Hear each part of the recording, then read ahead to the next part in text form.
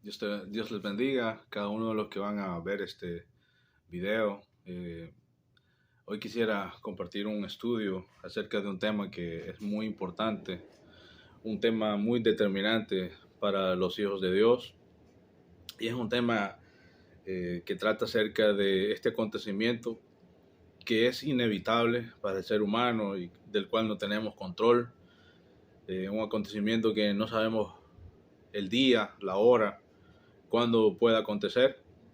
Y quisiera llegar a este estudio acerca del tema de la muerte, un tema que muchos difícilmente eh, les gustaría tocar por las implicaciones que esto conlleva, ya que se trata de experimentar que un ser querido se vaya, que ya no esté más con nosotros. Y para desarrollar este tema, quisiera leer, presentarme en oración antes que nada delante del Señor para que sea Él edificando nuestras almas, nuestros corazones.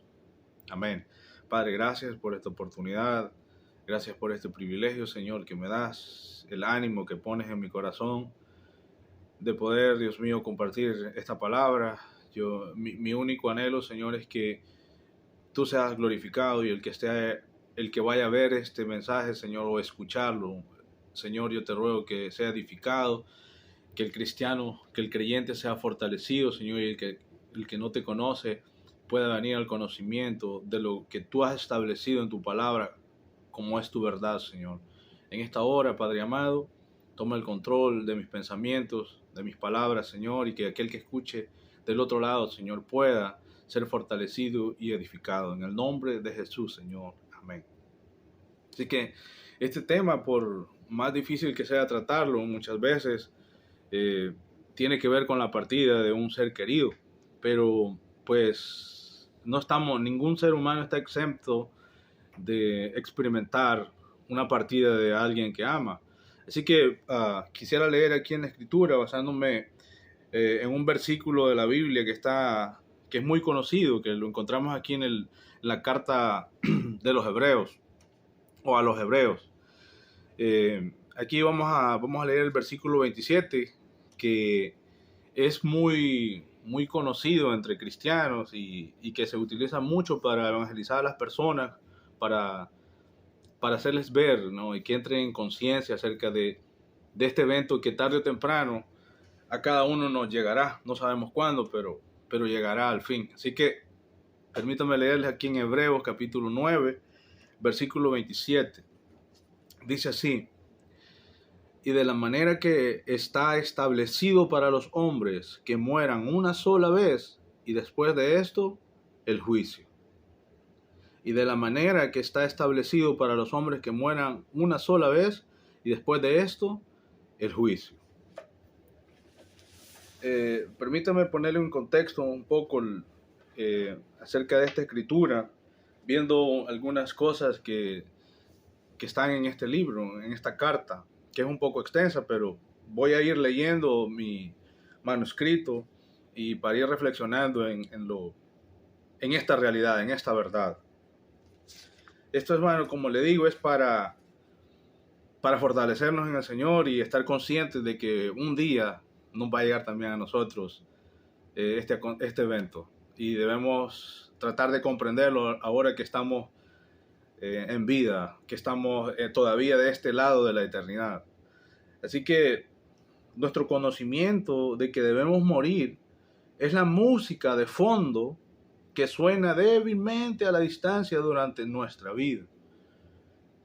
Hermano, acontecimiento, dice, usando esta ilustración, es como la música de fondo, dice, que suena débilmente a la distancia durante nuestra vida. O sea que siempre está latente, pero muchas veces lo ignoramos. Muchas veces suena con fuerza y muchas veces como que el volumen de esa música baja. En algunos momentos podemos borrarla, pero hay otros momentos en que se aumenta en volumen y no podemos evitar ser conscientes de ella. ¿Cuándo es que estamos más conscientes de que algún día vamos a partir? Es que cuando se muere algún ser querido, cuando nos enfermamos, tal vez con una enfermedad grave y tenemos que visitar el hospital y tal vez nosotros no es que estemos padeciendo una enfermedad tan terrible, pero cuando llegamos al hospital vemos gente a nuestro alrededor que está pasando o está en un momento crítico de su vida y está a punto de partir. El libro de Hebreos es uno de los libros más extraordinarios y preciosos que se encuentran en la Biblia. En este libro se habla de la relación tan estrecha entre el Padre y el Hijo, siendo el Hijo el resplandor de su gloria y la imagen misma de su sustancia. Hebreos 1:3. El escritor señala la superioridad de Jesucristo sobre los ángeles, sobre Moisés, sobre el sacerdocio levítico y recalca que Jesús es mediador de un mejor y nuevo pacto. Eso es lo que básicamente se dice en la carta a los Hebreos. Este libro también relata la victoria contundente de Jesucristo sobre aquel que tenía el imperio de la muerte, esto es, el diablo. Ahí mismo está escrito en Hebreos capítulo 2, versículo 14. En este libro se define la fe y también habla de aquellos hombres y mujeres que alcanzaron buen testimonio mediante la misma, mediante la fe. En todo el capítulo 11 de Hebreos podemos encontrar a esos que llamamos héroes de la fe, aquellos que pasaron luchas, pruebas, tribulaciones, pero que se mantuvieron firmes, confiados en que Dios tenía una mejor, por así decirlo, tomando las palabras del libro, una mejor patria, y esta celestial, o en la presencia del Señor por toda la eternidad. En este libro, como acabo de decir, se define la fe. Es pues la fe, la certeza de lo que se espera, la convicción de lo que no se ve. Y en este tema, hermanos, acerca de la muerte, debemos tener presente de que es por la fe que Dios ha puesto en nuestros corazones que nosotros abrigamos esa esperanza de que aunque un día nos vamos a ir de este mundo, el Señor nos ha de resucitar, así como resucitó al Señor Jesucristo de entre los muertos. Amén. El pasaje que hemos elegido hoy es muy importante e interesante para nuestras vidas, tanto para los que creen como para los que no creen. Y eso es necesario mantenerlo en mente porque la muerte, hermanos, esa no importa si uno es creyente o no creyente, esa va a suceder de todas maneras. Como acabamos de leer en el versículo 27 del capítulo 9, como está establecido, dice, y de la manera que está establecido para los hombres que mueran una sola vez, y después de esto el juicio. Pero déjenme ir poniendo este versículo en contexto, porque solo hemos elegido el verso 27, pero sabemos que este verso 27 está dentro de una corriente de pensamiento que el escritor está planteando a los hermanos, a los judeos cristianos en este momento, a los hermanos que han creído. Dice, es precioso lo que Dios dice, el escritor describe cómo lo administrado antes en el tabernáculo era figura de las cosas celestiales y que en Cristo tuvieron su cumplimiento. También está explicando cómo el sacrificio maravilloso de nuestro Señor fue ofrecido una sola vez, para siempre, para quitar los pecados de los que creen. Porque los sacerdotes de aquel tiempo estaban día tras día ofreciendo muchas veces los mismos sacrificios que nunca podían quitar los pecados. Eso lo podemos encontrar en Hebreos 10, versículo 11. El versículo que leímos lo está usando para dar a entender. Este versículo 9:27, el escritor lo está usando para dar a entender que así como está establecido para los hombres que mueran una sola vez, también Cristo fue ofrecido una sola vez para llevar los pecados de muchos. Eso es lo que dice el verso 28. Dice, así también Cristo fue ofrecido una sola vez para llevar los pecados de muchos y aparecerá por segunda vez sin relación con el pecado para salvar a los que le esperan. Y este precisamente es el tema de este estudio. Una sola vez. Una sola vez. En otras palabras, este poderoso versículo es usado por el escritor únicamente para reafirmar que de esa manera Cristo fue ofrecido una sola vez. Una sola vez. Tal parece que este poderoso versículo 27 del capítulo 9 de Hebreos está ahí solamente para resaltar, lo cual no es pequeño, el hecho de que Cristo con un solo sacrificio ofrecido una sola vez quitó el pecado. Es precioso lo que Dios ha hecho por medio de Jesucristo y nosotros como creyentes nos gozamos en su obra, hecha una sola vez para siempre. Aleluya, es una verdad donde nosotros podemos regocijarnos. Nosotros, sin ignorar lo que Cristo ha hecho, queremos resaltar este grande acontecimiento de lo que recalca el escritor a los Hebreos en el versículo 27 del capítulo 9. Entonces, avanzamos. Lo que dice este versículo 27 es, y de la manera que está establecido para los hombres que mueran una sola vez, y después de esto el juicio. Quiero leer el verso 28 para que vaya quedando en contexto y que le sigamos el sentido correcto. Dice, así también Cristo fue ofrecido una sola vez para llevar los pecados de muchos y aparecerá por segunda vez sin relación con el pecado para salvar a los que le esperan. Salvarlos obviamente del juicio de Dios, de la ira de venidera, porque los que hemos creído, hermanos, ya tenemos acceso a esa salvación. Desde el momento en que el Señor nos dio la fe para creer, entonces nosotros, hermanos, como dice la Escritura, somos salvos. Amén. Entonces, ¿cuándo quedó establecido que los hombres mueran una sola vez? Todo comenzó en el principio, cuando Dios creó al hombre y le dio mandamiento, que de todo árbol en el huerto podía comer, excepto del árbol de la ciencia del bien y del mal, porque el día que de él murieres, dijo Dios, ciertamente morirás. Eso está en Génesis capítulo 2, versículo 17. Y en el versículo 2:18 de Génesis, Dios decide hacerle ayuda idónea al hombre, esto es Eva, que a la postre vendría a ser engañada e incurriría en transgresión, tal como lo dice Pablo en 1 Timoteo capítulo 2, versículos 13 y 14. Comiendo del árbol de la ciencia del bien y del mal, dando también a su marido, el cual comió como ella. Eso está en Génesis capítulo 3, versículo 6. Y aquí nosotros debemos entender, hermanos, de que la culpa no solamente es de la mujer, sino que pues es una culpa en conjunto, porque el hombre no debió haber escuchado a ella, no debió haberle obedecido a la voz de su mujer en ese punto tan radical y tan determinante en el cual Dios había determinado un juicio, había determinado una consecuencia terrible, como lo es la muerte. Como consecuencia de su desobediencia, Dios, habiéndolo determinado antes, expulsó al hombre del huerto y de su presencia, causándole una muerte instantánea, una muerte espiritual, de modo que el hombre ya no tenía comunión con su creador como la tenía estando en el huerto. Después de esto, Adán vivió, dice la Escritura, 930 años y vino la muerte física. Y allí, precisamente, quedó establecido que los hombres mueran una sola vez, como lo dice el versículo 27 del capítulo 9 de Hebreos. Ahora, la pregunta que surge de esto es, ¿qué sucedió con Adán después que pecó? La Biblia dice que Dios lo echó del huerto, pero antes les hizo túnicas de pieles a ambos y los vistió. Eso está en Génesis capítulo 3, versículo 21 y versículo 24.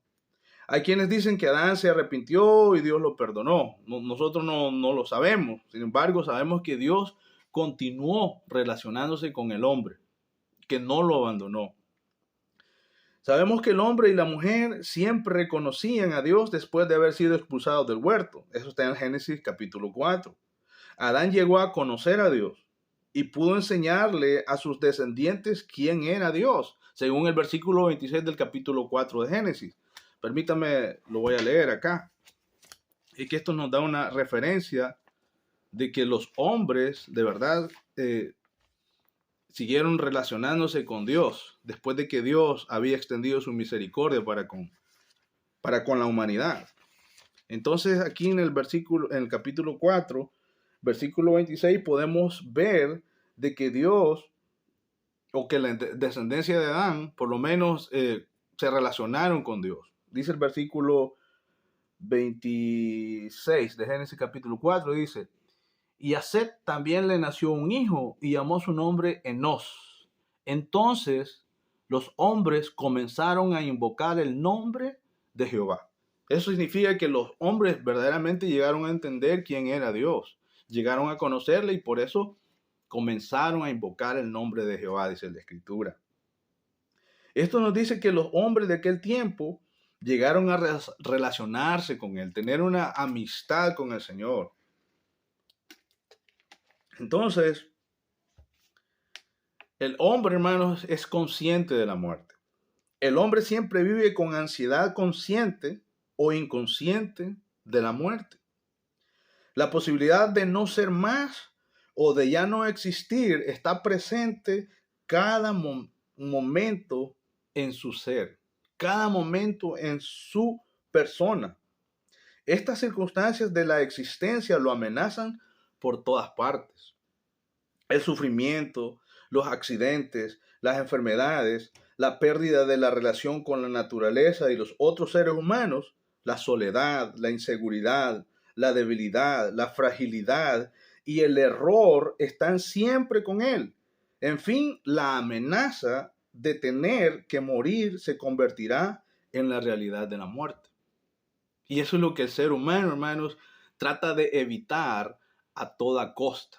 Pero es una carrera inútil, es un esfuerzo inútil porque, hermanos, está establecido para los hombres que mueran una sola vez. Y dice el versículo después de esto, el juicio.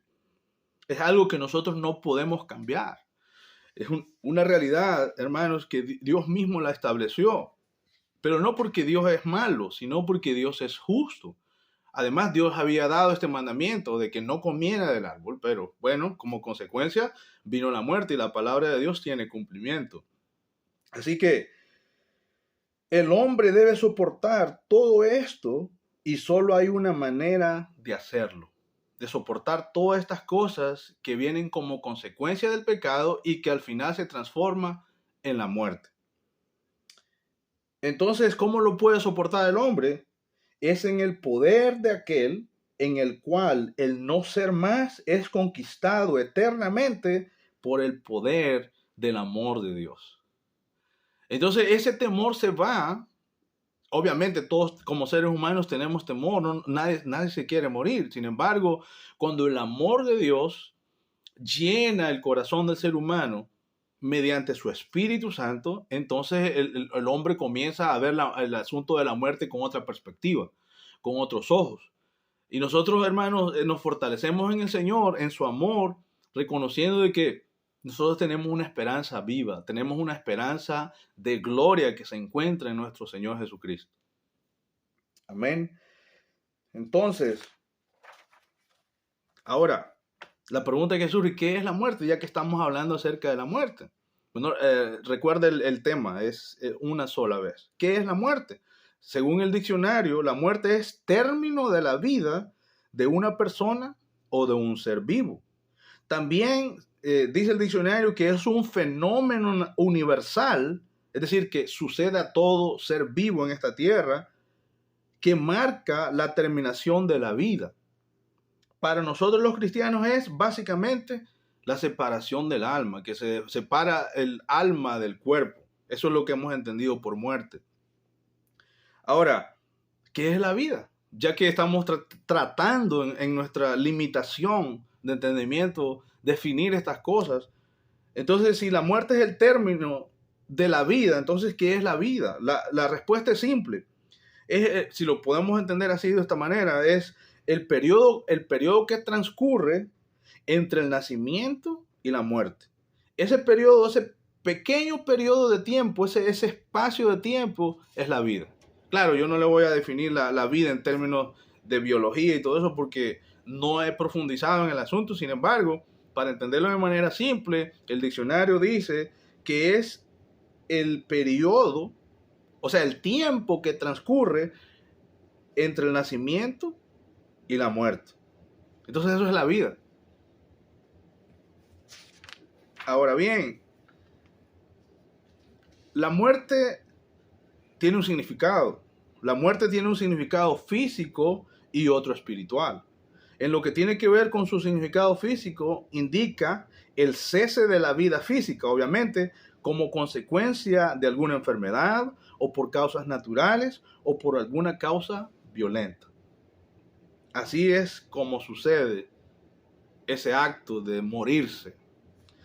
Pero este asunto se emplea de manera más común en sentido espiritual. Este fenómeno, dice el diccionario de la muerte, se emplea, dice, de manera más común en sentido espiritual, es decir, como la pena asignada por Dios al pecado humano. Porque ya hemos leído en Romanos que Pablo dice que la paga del pecado es muerte. Sin embargo, debemos nosotros como cristianos entender la otra parte del versículo que dice, más la dádiva, más el regalo de Dios es vida eterna en Cristo Jesús, Señor nuestro. En esa esperanza es que nosotros estamos firmes. Aleluya. Ahora, y de la manera que está establecido que los hombres mueran una sola vez y después de esto el juicio, Hebreos 9:27, esto es algo que nosotros no podemos cambiar. Dios lo determinó así, pero no porque Dios, insisto, no porque Dios es injusto, sino por el contrario, porque Él es justo, porque Él debía castigar el pecado y además Él había dado un mandamiento. Porque Él dio un mandamiento y el mandamiento fue quebrantado. Y como acabo de citar Romanos 6:23, dice, porque la paga del pecado es muerte, mas la dádiva de Dios es vida eterna en Cristo Jesús, Señor nuestro. Entonces, sí, es por eso que nosotros, hermanos, podemos disfrutar a causa de lo que Cristo nos ha dado, a causa de lo que el Señor Jesús ha hecho a nuestro favor. Nosotros ahora vemos el panorama de la muerte con otros ojos. Ya no deberíamos verla con un pánico grande o extraordinario, no. Deberíamos verlo confiados en que así como el Señor Jesucristo resucitó de entre los muertos, así también Dios a nosotros nos resucitará por su poder. Entonces, ahora, nosotros es por eso que estamos aquí, porque Cristo Jesús solucionó este grande problema. Y no solamente eso, sino que también ganó un precioso regalo para nosotros. Y este regalo obviamente se llama la vida eterna, la dádiva de Dios, el regalo de Dios. Ahora, debemos entender lo que dice el versículo, que después de morir hay un juicio. Este juicio determinará dónde el hombre pasará la eternidad. Sabemos que el hombre no fue creado para morir, sino para vivir. Y este asunto, el concepto de la vida se debe entender a la luz de estar siempre en la presencia del Señor, de vivir en armonía con Él, en amistad con Él. Eso es vivir, eso es vida. Como el Señor Jesús definió lo que era la vida eterna. Y esta es la vida eterna, que te conozcan a ti, el único Dios verdadero, y a Jesucristo a quien has enviado. Conocerle y relacionarse con Él, hermanos, es vida eterna. Así, eso es lo que dice Juan capítulo 17, versículo 3. Entonces, mientras el hombre se mantuvo comiendo del árbol de vida, tenía vida en abundancia y gozaba de una relación tan increíble con Dios.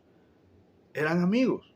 Dios se deleitaba con esa preciosa criatura que había hecho del polvo de la tierra. Pero llegó el día cuando el hombre comió una sola vez del árbol prohibido y aparecieron todos los males.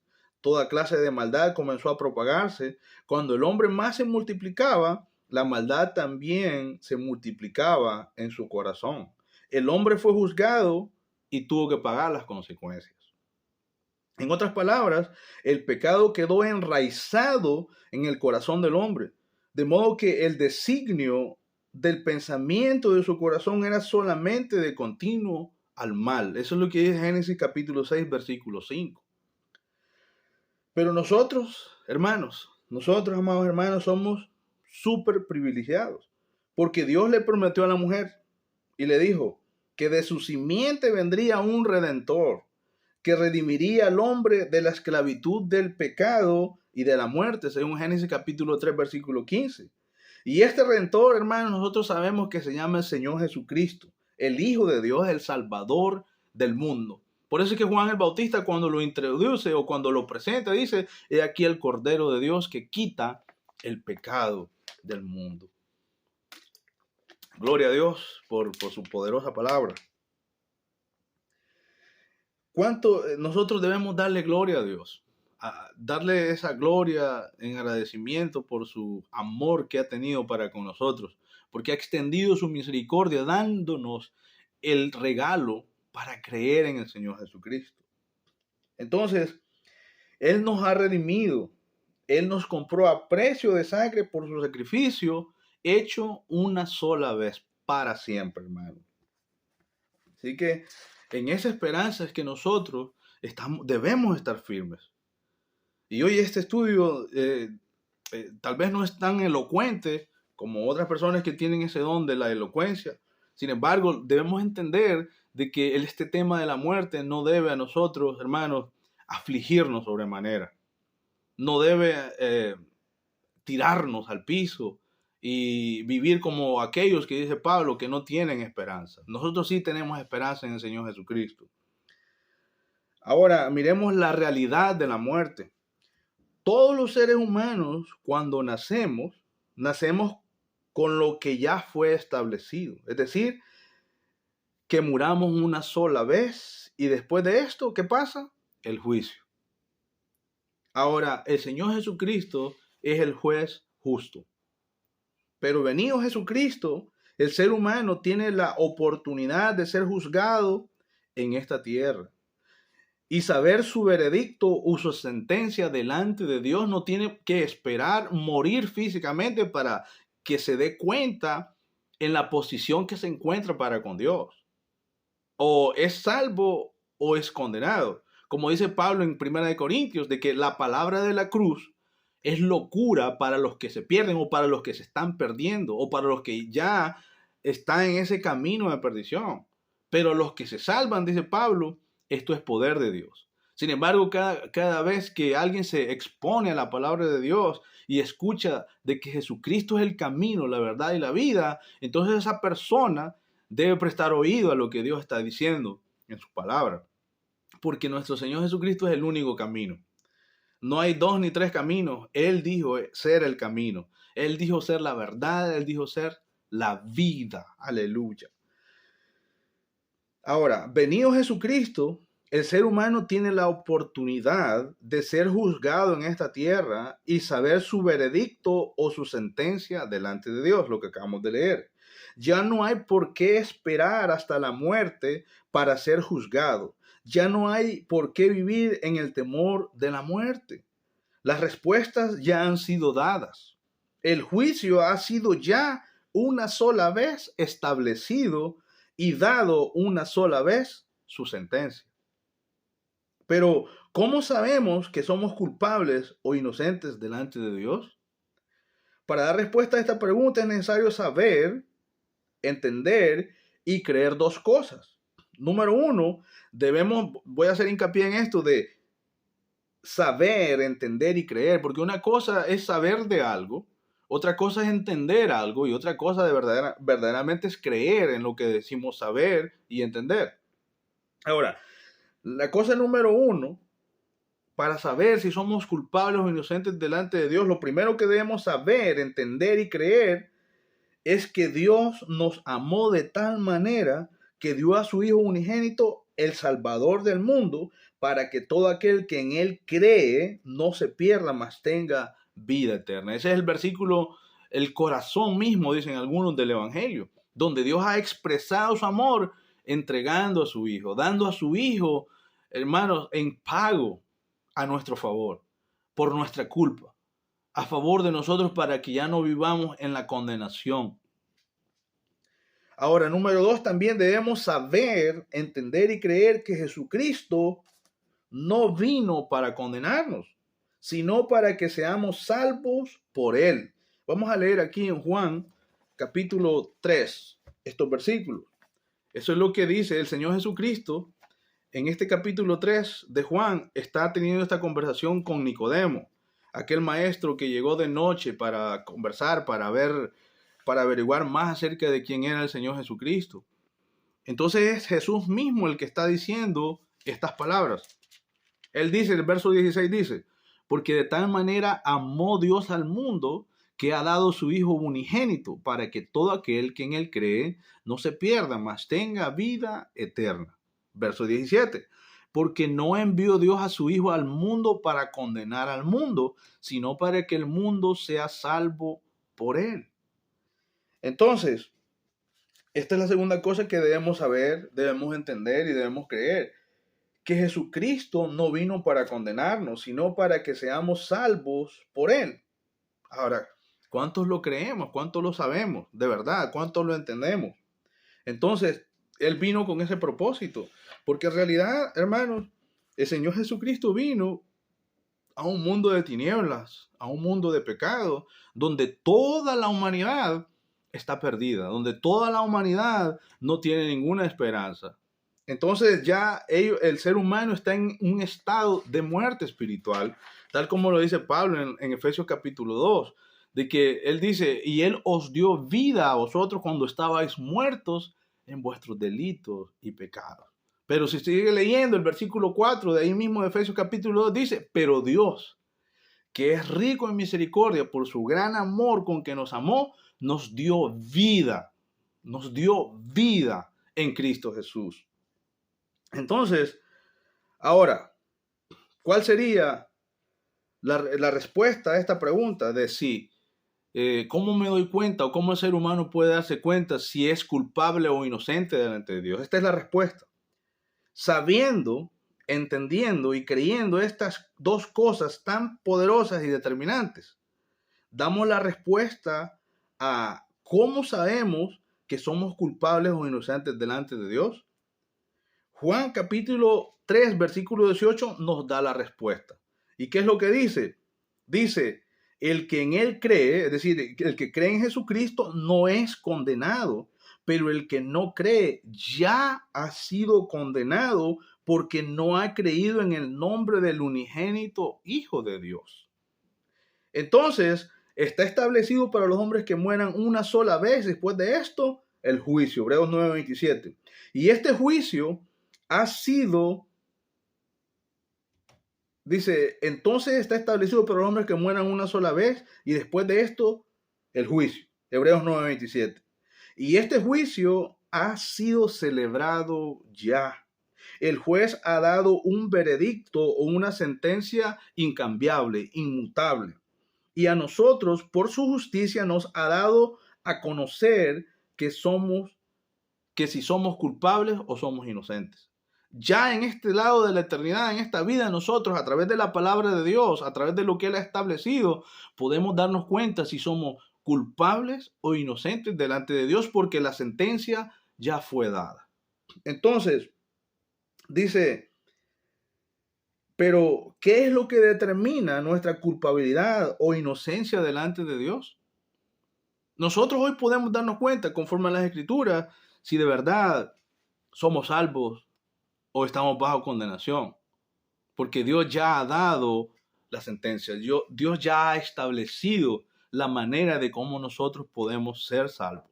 Entonces, ahora la respuesta que determina nuestra inocencia o nuestra culpabilidad es la fe.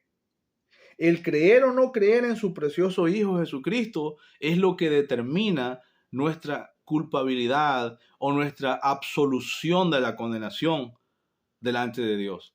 Es en Jesucristo que Dios ha determinado quiénes son los salvos y quiénes son los condenados. Porque Jesucristo es el único camino. Jesucristo dice, yo soy el camino, la verdad y la vida. Nadie viene al Padre sino por mí. Aleluya. Y nosotros somos bienaventurados porque se nos ha dado creer en el Hijo de Dios. Es un regalo.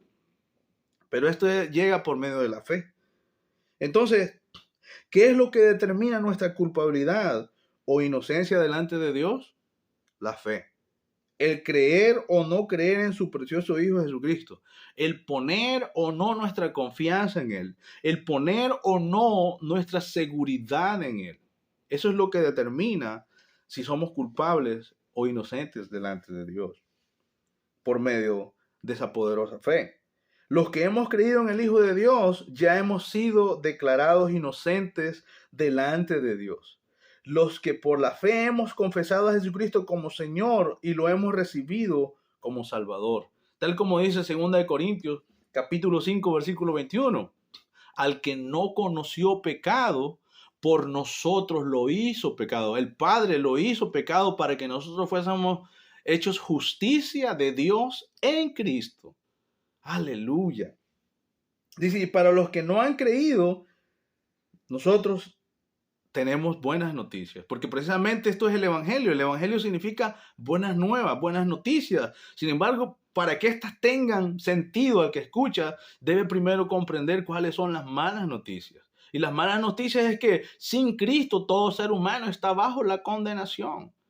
Pero precisamente al entender que todos hemos fallado, por cuanto todos pecaron, dice la Escritura, entonces ahora nosotros tenemos esperanza en Cristo de que creyendo en Él, de que Él ha pagado por nuestra culpa, ha pagado por nuestro pecado, ahora nosotros podemos disfrutar de la vida eterna en Él. Podemos disfrutar la salvación que Él nos ha dado. Aleluya. Comenzando ya desde este lado de la eternidad. Recuerde que nuestro cuerpo, hermano, se está deteriorando. Nuestro cuerpo, hermano, es pasajero. La vida en esta tierra, en este cuerpo, es pasajera, es efímera. Dice, aunque nuestro hombre exterior, hermano, se va diluyendo, se va terminando, el interior, dice Pablo, se renueva de día en día. Esa es nuestra esperanza. Entonces, para los que no han creído en el Señor Jesucristo, tenemos buenas noticias. Dios no quiere que permanezca bajo la culpabilidad. Cristo ya pagó por tus pecados y quiere absolverte de la culpa. Es decir, quiere hacerte libre de la esclavitud del pecado y de la muerte eterna. De vivir una eternidad o vivir la eternidad separado del Creador, del que nos ha amado y nos ha demostrado su amor, enviando a su Hijo en propiciación por nuestros pecados. Es decir, en pago por nuestros pecados. No lo merecemos, pero Él, hermanos, ha tenido a bien, a Él le ha placido salvarnos. Ahora, debes reconocer, amigo, que me escuchas, de que no hay salvación en ningún otro. Y esto no es algo arbitrario de que nosotros los hijos de Dios nos lo hemos inventado. Es Dios mismo el que lo ha establecido de esa manera. Pedro y Juan le dijeron a aquellos hombres religiosos, mira, en ningún otro hay salvación, porque no hay otro nombre bajo el cielo en que podamos ser salvos, sino solamente en el Señor Jesucristo. Eso está en Hechos capítulo 4, versículo 12.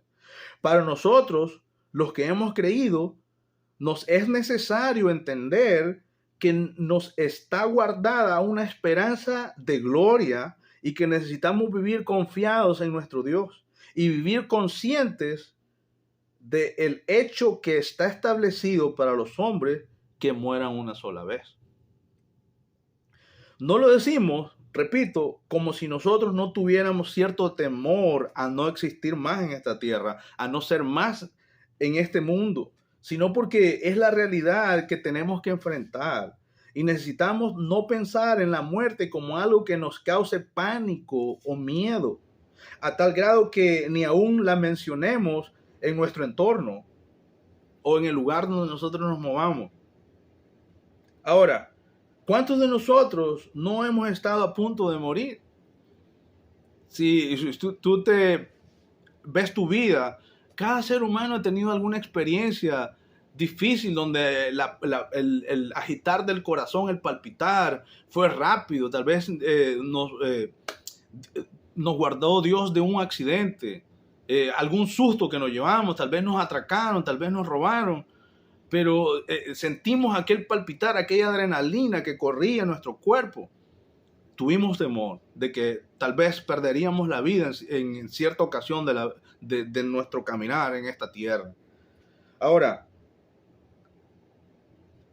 Déjenme decirles esto, amados hermanos. Nosotros, desde que estábamos dentro del vientre de nuestras madres, corríamos el riesgo de morir. Y en el transcurso de nuestra vida también hemos corrido el riesgo de perderla.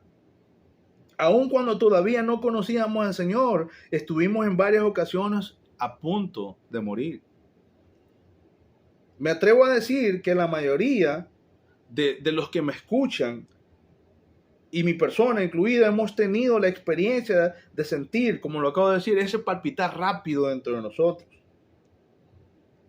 Hermanos, y para morirse, esto es un poco jocoso, un poco curioso. Alguien dijo que para morirse lo único que se necesita es estar vivo, porque morirse no cuesta, hermanos.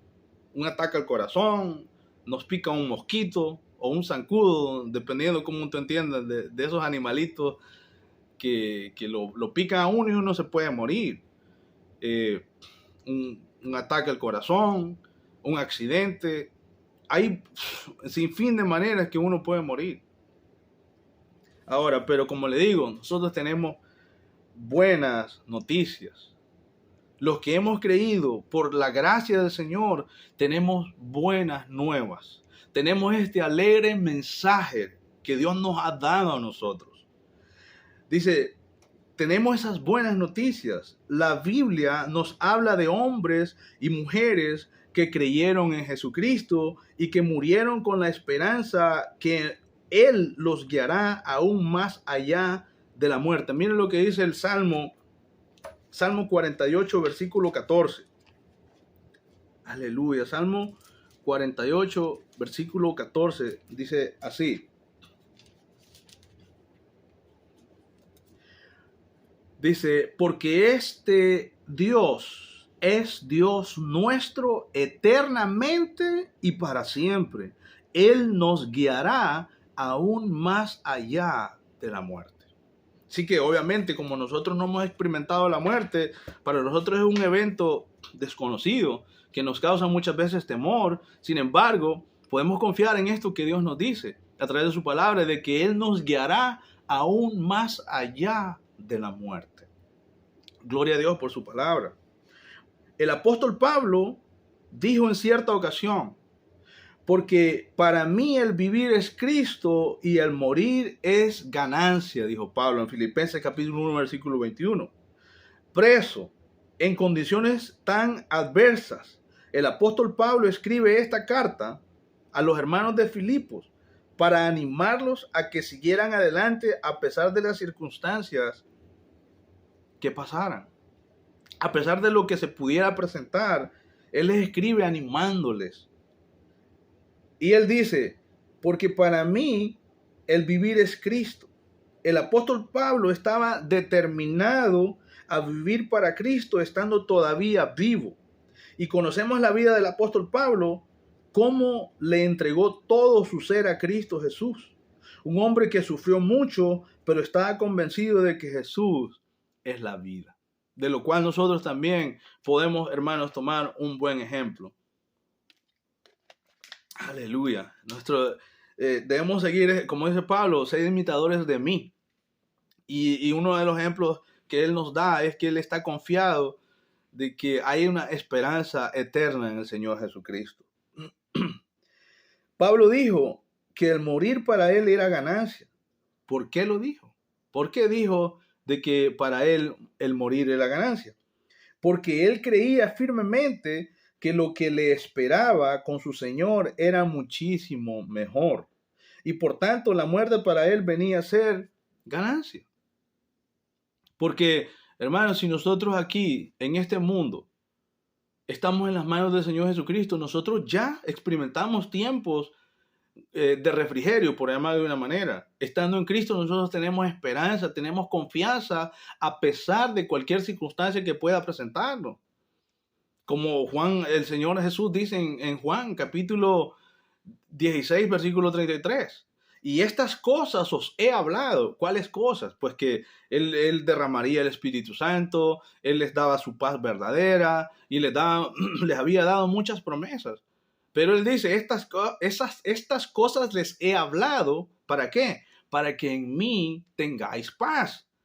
Y luego añade, en el mundo tendréis aflicción. Pero dice, pero confiad, yo he vencido al mundo, dice el Señor Jesucristo. Es por eso que tenemos una esperanza viva en Él, y es por eso que Pablo estaba tan confiado de que el morir en Cristo para él era ganancia.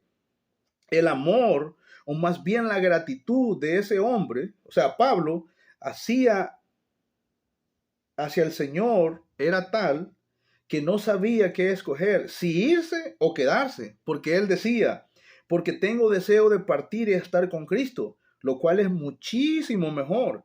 Pero también tenía aquel fuego en su corazón y decía, pero quedar en el cuerpo es más necesario por causa de vosotros, para vuestro provecho y gozo de la fe, dice Pablo en Filipenses 1, versículo 21 al 25. Debería ser ese nuestro anhelo, hermano, de no querer morirnos para hacer la voluntad del Señor. Y reconozco que de eso yo soy culpable, porque muchas veces no quiero hacer la voluntad de Dios. Muchas veces no quiero orar. Muchas veces no quiero escudriñar su poderosa palabra, la que nos fortalece en esa vida abundante que Él nos ha dado. Pero Pablo decía, mira, yo tengo deseo de irme, de partir y estar con Cristo, porque eso es muchísimo mejor. Pero él tenía, hermanos, ese buen deseo de que el Señor lo dejara todavía para seguir edificando a la iglesia del Señor Jesucristo. Aleluya, ese debería en realidad ser, hermano, nuestro anhelo de no querernos morir porque nosotros queremos seguir sirviéndole al Señor. Ahora, por eso es que para él el vivir era Cristo y el morir era ganancia. Ahora, hagámonos estas preguntas para reflexionar. ¿Cuántos de nosotros podemos decir lo mismo? ¿Puedo yo decir lo mismo? Y en realidad esto me confronta muy grandemente porque, como le digo, yo no siempre quiero buscar al Señor. No siempre quiero escudriñar su palabra, fortalecerme en Él, hablarle a alguien acerca del Señor Jesucristo. Ahora, ¿cuántos de nosotros podemos decir lo mismo que dijo Pablo? Para mí el vivir es Cristo y el morir es ganancia. O tener ese buen deseo de quedarse todavía en el cuerpo, en este mundo, para seguir edificando a otros y predicando al Señor Jesucristo. Ahora, ¿qué es lo que nosotros anhelamos? ¿Qué es lo que yo quiero? ¿No sería mejor estar con Él, con el Señor? Y si no, ¿nos hemos entregado a Él por completo? Estas son preguntas para reflexionar. ¿Qué es lo que nos aflige? ¿Qué es lo que a nosotros nos mantiene preocupados? ¿Cuál es, hermanos, el afán que capta nuestra atención en esta vida? Y sí, en este mundo nosotros tenemos muchas distracciones. Claro que sí, y es la lucha, parte de la lucha que nosotros debemos pelear, pero debemos seguir venciendo en el Señor Jesucristo. ¿Sabía qué, hermano? La muerte, si lo empezamos a ver de esta manera, la muerte es una bendición. La muerte, para los que hemos creído, se tornará en bendición. Imagínese a Adán, que vivió 930 años con luchas, aflicciones, temores, enfermedades, angustias, ansiedades, depresiones, sinsabores, y también la tierra produciéndole espinos y abrojos. ¿Y qué más podemos decir? Tal vez piensa que estoy loco, pero no. Fue una bendición que Dios estableciera que el hombre muera una sola vez después de pecar. Porque el pecado es puro dolor, es mucho dolor. Ahora, a nosotros, los que hemos creído y también los que no han creído, Dios nos ha dado la oportunidad, por cuanto Él es justo, de conocer lo que Él ha establecido y determinado en la persona de su santo Hijo Jesús. El que cree, dice la Escritura, no es condenado.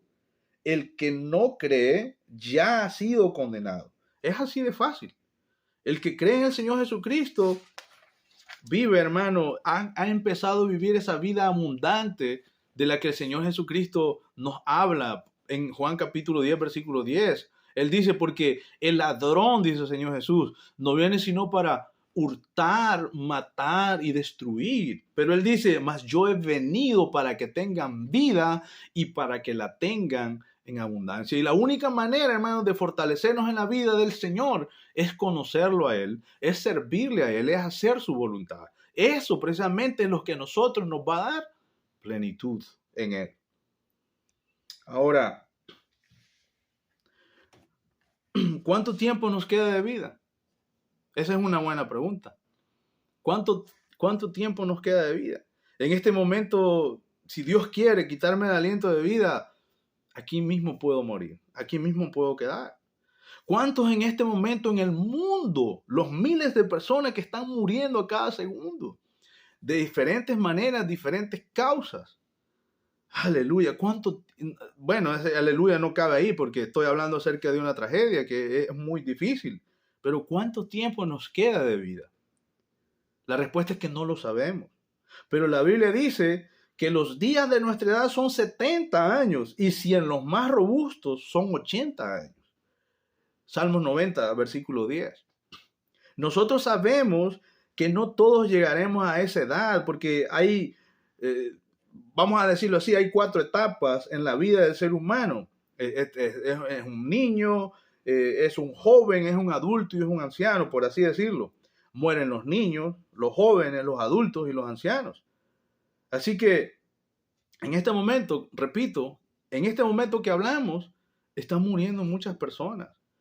Muchas personas están siendo víctimas de abusos, de maltratos. Muchos están peleando en algún lugar con machetes, tal vez. Muchos ladrones están robando de las personas. ¿Cuántas cosas están sucediendo en este momento? Muchas personas siendo explotadas, siendo maltratadas. Y este tema por eso es que es difícil tratarlo, porque nosotros podemos ver en el mundo, hermanos, tanta maldad, tanta perversidad. Y sí nos podemos a pensar acerca en este tema de la muerte. Pero como digo, nosotros tenemos esperanza en el Señor Jesucristo. Ahora, otra pregunta, ¿cómo moriremos? ¿Cómo moriremos? Tampoco lo sabemos. Lo que sí sabemos es que no importa cómo, si mantenemos nuestra esperanza y permanecemos en Cristo Jesús, un día nosotros tendremos cuerpos transformados, cuerpos glorificados que ya no se enfermarán, ya no se dolerán, ya no habrá más llanto, ya no habrá más muerte. Aleluya. Y es en esa esperanza que nosotros estamos firmes. Pablo les mandó a los hermanos de Tesalónica que se alentaran con estas palabras. Ellos estaban, él dice así en el texto, ellos estaban preocupados por los hermanos que ya habían muerto. Entonces Pablo les escribe, tampoco queremos, hermanos, que ignoráis acerca de los que duermen. Porque Pablo usa este concepto, hermanos, este vocabulario de la muerte y lo presenta como un dormir. Como hay un cántico de los porceros de Cristo que dice, será un leve dormir y un eterno despertar. Gloria a Dios. Pero el despertar, hermanos, puede ser en ese estado de condenación o en ese estado glorioso con el Señor Jesucristo. Y esa decisión se toma hoy, aquí y ahora en la tierra. Entonces Pablo dice, tampoco queremos, hermanos, que ignoréis acerca de los que duermen, para que no os entristezcáis como los otros que no tienen esperanza. ¿Quiénes son los otros que no tienen esperanza?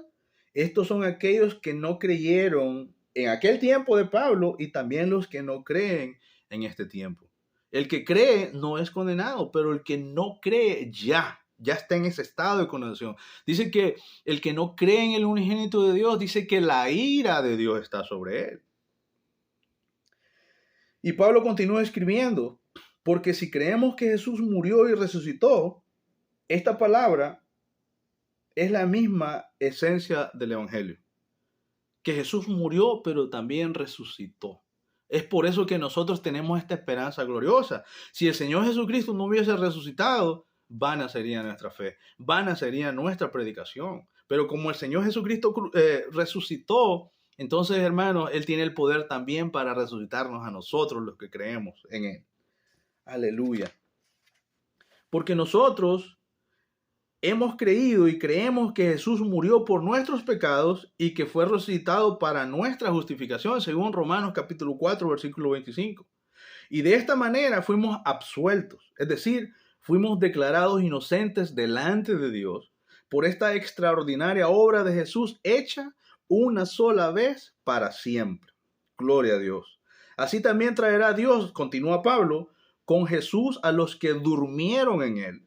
Por lo cual os decimos esto en palabra del Señor, que nosotros que vivimos, que habremos quedado hasta la venida del Señor, no precederemos o no iremos antes a los que durmieron, dice Pablo.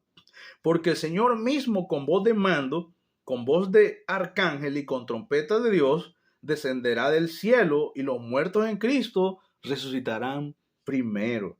Luego nosotros los que vivimos, los que hayamos quedado, seremos arrebatados juntamente con ellos en las nubes para recibir al Señor en el aire. Y así estaremos siempre con el Señor.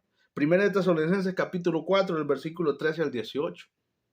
Estas palabras fueron inspiradas por el Espíritu Santo. Y es por eso que Pablo, hermanos, escribe de esta manera, animando a los creyentes de que ellos no pueden estar entristecidos como aquellos que no tienen esperanza. De alguna manera, él les está haciendo entender de que deben ver el asunto de la muerte con otros ojos, con otra perspectiva, no como los otros que no conocen al Señor Jesucristo. Y nosotros somos bienaventurados, somos dichosos de que el Señor nos haya dado ese entendimiento de poder nosotros entender este asunto de la muerte. Es decir, tal vez no a profundidad, pero tener esa idea de que no tenemos por qué vivir en ese pánico, no tenemos por qué vivir en ese temor, porque estamos en las manos del Señor. Y el que está en las manos del Señor, nadie lo puede arrebatar. Aleluya. Y con esta esperanza tan maravillosa, hermanos, vivimos confiados en este mundo y en este cuerpo. Para que ya sea que velemos o que durmamos, vivamos juntamente con Él, con nuestro amado Señor Jesucristo. Y nosotros tenemos acceso a estas maravillosas promesas por lo que fue establecido una sola vez. Ahora bien, conociendo esto, la pregunta sería, ¿cuántos nos queremos morir? Puesto que la muerte es uno de los dos accesos, por así decirlo, que tenemos para recibir y heredar todas las bendiciones que tenemos en Cristo Jesús. Aleluya. El otro acceso sería hasta que Cristo venga, si todavía estamos vivos cuando Él venga. Yo creo que ninguno de nosotros nos queremos morir. ¿Por qué será que no nos queremos morir? Tal vez, bueno, no que tal vez, sino que cada uno tendrá una motivación detrás del por qué nosotros no nos queremos morir. Porque yo no me he casado, porque si soy ya abuelo quiero disfrutar a mis nietos. No sé, porque no he cumplido las metas que me he propuesto. ¿Qué es lo que nos impide de ver este asunto de la muerte con los ojos que Dios quiere que la veamos? ¿Cuál es la motivación de no querer morirnos? Quien en realidad tenía buenas motivaciones para no morir era David. En cierta ocasión él escribe y dice, mira, ¿qué provecho habrá de que yo vaya al Seol o que yo vaya al lugar de los muertos? ¿Te alabará el polvo? ¿Anunciará tu verdad? Es similar a lo que Pablo está diciendo. Tengo deseo de partir a estar con Cristo, lo cual es muchísimo mejor. Pero quedar en el cuerpo, dice él, es más necesaria por causa de ustedes o por causa de la obra. Entonces, esa precisamente debería ser la motivación principal de nosotros de no querernos morir, el servirle al Señor. Ahora,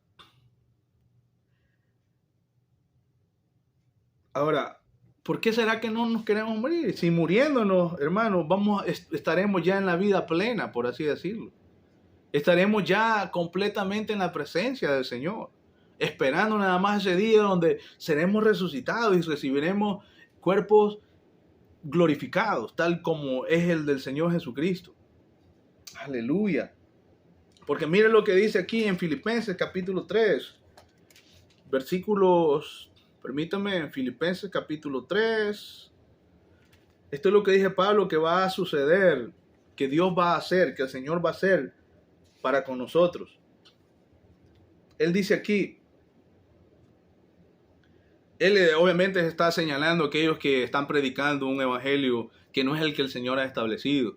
Algunos predican por envidia, por contienda, otros lo hacen por ganancia deshonesta. Pero Pablo dice aquí, mire, en el versículo 17 en adelante del capítulo 3. Hermanos, sed imitadores de mí y mirad a los que así se conducen según el ejemplo que tenéis en nosotros. Porque por ahí andan muchos, de los cuales os dije muchas veces, y aún ahora lo digo llorando, que son enemigos de la cruz de Cristo, el fin de los cuales será perdición, cuyo Dios es el vientre y cuya gloria es su vergüenza, que solo piensan en lo terrenal.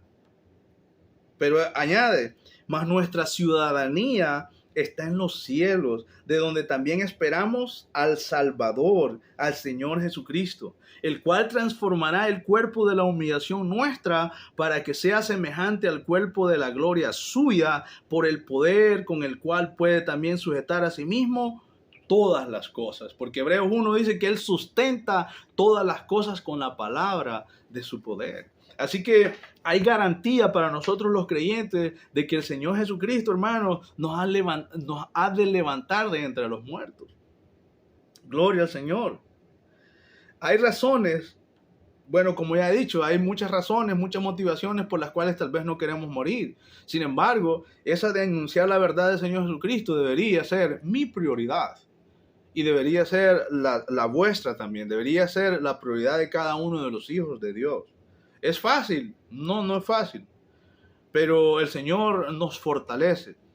En Isaías dice que Él da esfuerzo al cansado y multiplica las fuerzas al que no tiene ningunas. Bendito el nombre del Señor. Ahora,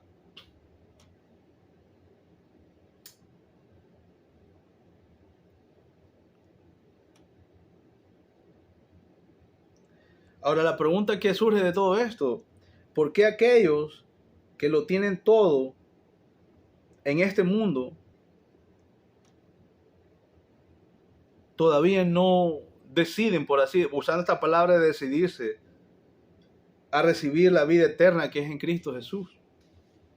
Jesús dijo, porque ¿qué aprovechará al hombre si ganare todo el mundo y perdiere su alma? Esta es una pregunta determinante. Esta pregunta nos confronta como seres humanos y nos impulsa verdaderamente a reflexionar acerca de cuál es nuestra motivación en esta vida, en este cuerpo que es pasajera.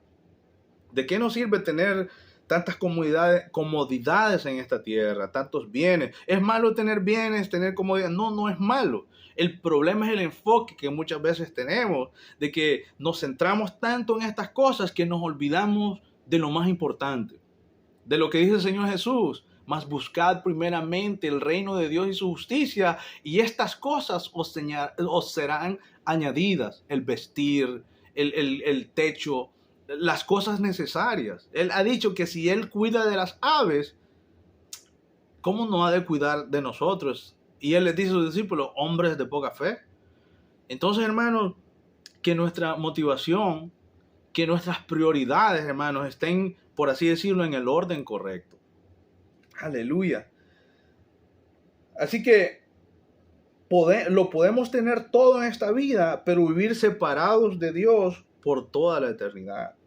Es necesario, usando este lenguaje, esta terminología, es necesario decidirnos por la vida eterna con Cristo Jesús. O sea que el Señor, hermanos, en Cristo nos ha dado la salida, nos ha dado, hermanos, la bendición que es la más grande que podamos obtener. Así que hemos visto y entendido lo que es la muerte y por qué fue establecida una sola vez. Para los que creemos en Cristo Jesús, que murió y resucitó, se tornará en bendición, dándonos acceso a la eternidad con nuestro Dios. Eso es lo que la muerte va a hacer para nosotros los creyentes. Es la que es, por así decirlo, el vehículo que nos abrirá esa puerta para estar siempre con el Señor. Para los que no creen en Cristo Jesús, el tema de la muerte resulta en separación eterna del Señor. Es decir, vivir por toda la eternidad separados de Dios, y no solamente esto, sino también en un lugar terrible como lo es, como dice la Escritura, el Señor Jesús, el infierno, en un lago de fuego que arde con azufre, dice, mostrándolo. Nadie sabe a ciencia cierta cómo es, pero el Señor Jesús nos da una descripción de ese lugar de tormento. Hoy es una gran oportunidad que tenemos de reflexionar acerca de nuestra relación con Dios, porque está establecido para los hombres que mueran una sola vez, y después de esto, el juicio. Recuerde que la muerte puede llegar en la niñez, en la juventud, en la vida adulta, en la vejez, lo cual sería, entre comillas, lo normal, pero también recordemos que no todos llegaremos a esa edad, es decir, no todos llegaremos alrededor de los 70 o de los 80 años, pero nosotros tenemos esperanza. Mire lo que dice Juan, capítulo 11, versículo 25 y 26. Juan capítulo 11, aquí en esta escritura el Señor hace esta gran obra de resucitar a Lázaro, su amigo. Entonces, él está a punto de resucitarlo y le da esta lección, le da esta buena noticia a Marta, la hermana del que había muerto. Y en el capítulo 11 de Juan, versículo 25 y 26, dice el Señor Jesucristo estas palabras. Le dijo Jesús, ¿a quién le dijo? Le dijo a Marta, yo soy la resurrección y la vida. El que cree en mí, aunque esté muerto, vivirá. Y todo aquel que vive y cree en mí, no morirá eternamente. Y le pregunta, ¿crees esto? Ahora, la misma pregunta para nosotros, ¿de verdad creemos esto? Si de verdad lo creemos, entonces deberíamos de vivir en paz y en plena seguridad de que el Señor nos tiene en su mano y Él nos está guiando o nos guiará aún más allá de la muerte. Aleluya, gloria al Señor. Nosotros los que hemos creído, con la ayuda de nuestro Dios, necesitamos estar conscientes de la muerte y también estar confiados que nuestra vida está escondida con Cristo en Dios. Aleluya. Y nuestro precioso Dios nos guiará aún más allá de la muerte. Así que este asunto de la muerte, hermanos, no debería ser para los creyentes un tema de pánico, de miedo, de temor. Sí, obviamente lo sentimos, somos humanos, pero el asunto aquí es creer lo que dice el Señor Jesucristo, de que en Él tenemos esperanza, de que en Él nosotros debemos confiar porque Él ha vencido al mundo, incluida la muerte. Así que, hermanos, hasta aquí vamos a dejar este estudio prédica o prédica estudio, como usted lo quiera ver. Sin embargo, lo importante aquí es que usted entienda de que la muerte, hermanos, nos ha de llegar en cualquier momento, pero que en Cristo tenemos esperanza de vida eterna. Y esta esperanza está segura porque Él mismo lo dijo de sus labios. Él, el Señor Jesucristo mismo, que salió de sus labios estas palabras que Él dice, mira, nadie me quita la vida. Yo de mí mismo la pongo, tengo poder para ponerla y poder para volverla a tomar. Este mandamiento recibí de mi Padre. Y es porque el Señor Jesucristo resucitó que nosotros estamos confiados de que a nosotros también Él nos ha de resucitar. Así que Dios te bendiga grandemente. Quien quiera que seas tú que vas a escuchar este video, que vas a tomarte el tiempo para recibir esta palabra. Dios te bendiga grandemente. Amén.